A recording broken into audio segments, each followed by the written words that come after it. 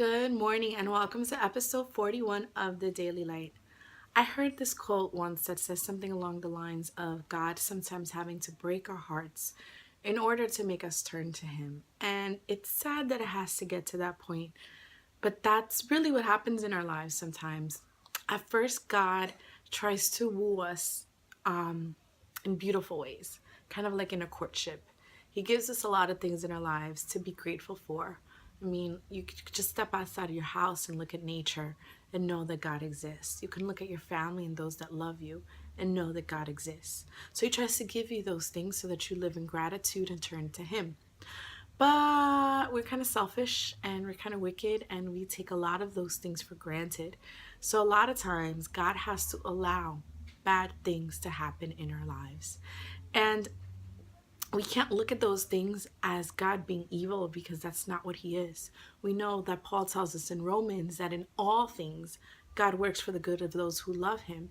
And if the end of allowing something bad to come into our lives is that we turn to God for help, then God will allow it. Because here's the deal. As humans, we're so concerned with the now and the things that we have here on earth. And if there's any week that we need to be thinking about the things that are above, it's this week during Holy Week. You know, our lives are going to end. We need to be less preoccupied with the things that we have here on earth and more preoccupied with the things that are above, the things that are waiting for us in the life that is certain to come after this life. So in Matthew, Jesus says that we played the flute for you, but you would not dance. We sang a funeral song, but you would not cry. So He gives us all the good, but we don't appreciate it and we don't build upon our relationship with Him.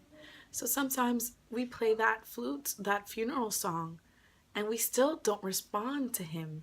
You know, even in the bad things that He allows to happen in our lives. So we turn to Him and ask Him for help.